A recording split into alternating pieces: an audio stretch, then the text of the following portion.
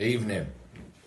I'm an ex-con myself, done over 4 years behind the door in 6 separate jails. However, turning my life right now while trying. Just wanted to share a quick video about COVID-19 at HMP Nottingham and the disgraceful lack of healthcare and humanity from staff. Man has it on concrete grounds from a solid source that one lad, one brother, only 25 years old, lost his life. With a padmate present as well on C Wing, now known as COVID Wing. Now this is not uncommon in HMPs up and down the country, let alone at HMP Nottingham, to lose your life.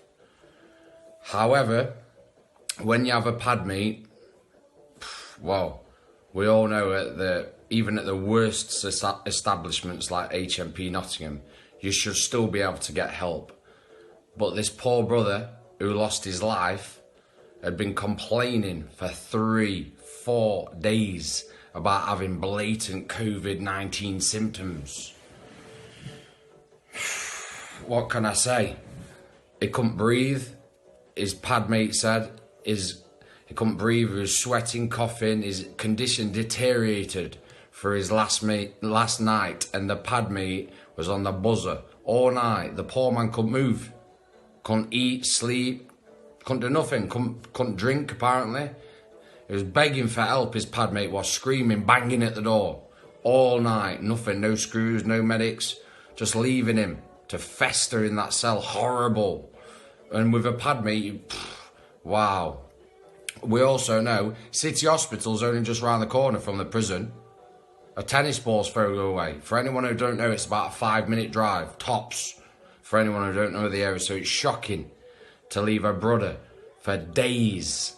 Then on his final night, his padmate begging, screaming for help. Me personally, I'd have lost my shit in that cell.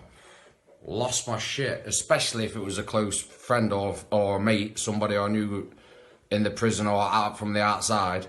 I'd have done anything to get my padmate help. That cell had been smashed to bits, especially in those circumstances.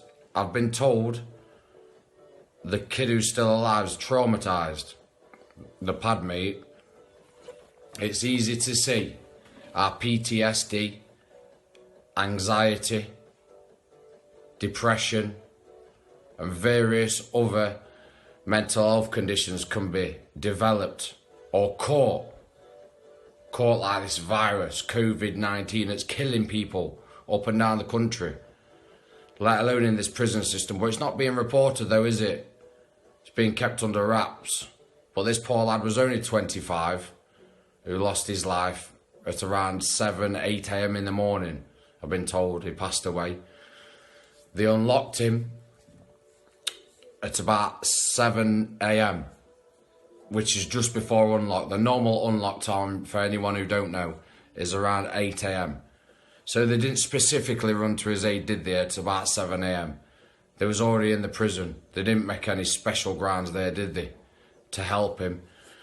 It's this dying man got unlocked really with the rest of the jail. Alarms quickly rang, so I got told on C Wing. Everyone got banged away. Back up rapidly. My prison source, my friend, then watched the medics try pump this poor man's chest for time. The staff went on to work on him for around an hour, sprawled out on C Wing's landing.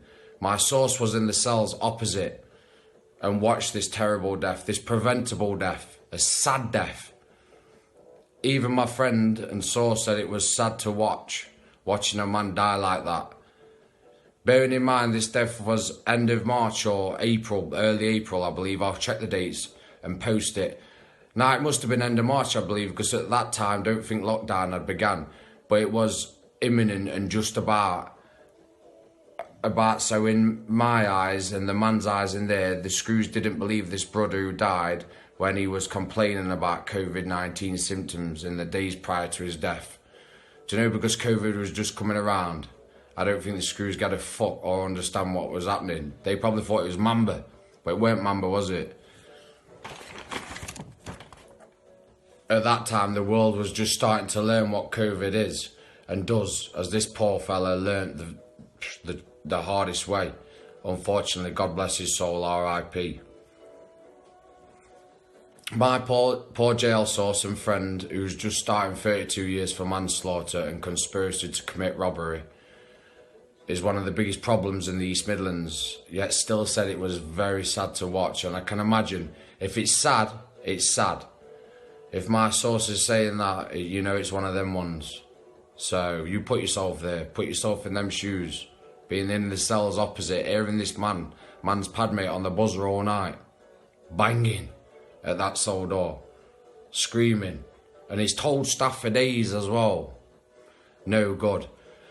The lads had a minute or a 2 minute silence on Sea-Wing landings for the poor fella not longer after his death. This death was preventable. It must have been shocking, suffering, sweating, coughing, struggling to breathe like that in them tight soles. And on Sea-Wings, it's vents. It's his them little horrible vents where he can't breathe no air out of it. Sea-Wing landings for the poor fella not longer after his death. This death was preventable. It must have been shocking, suffering, sweating, coughing, struggling to breathe like that in them tight soles. And on Sea-Wings, it's vents. It's his them little horrible vents where he can't breathe no air out of it whatsoever. Not no little windows. Soon after this death, Sea-Wing became COVID-19 only wing. And my source got moved off that wing, fortunately, thank God. He's now at Lardham Grange. God bless him. Quick shout out to ex-con Cody for sharing this video. And quick shout out to Kurt Guy, the realest source and the staunchest friend. Keep your chin up, brother. All normal prisoners and general population serving prisoners and prisoners' families, respect. This is new media. Help the real prisoners in there at the minute with no visits and stuck in there 23 hours and 45 minutes a day while this COVID's going on, banged up, fed at the door, as Cody has said before on videos.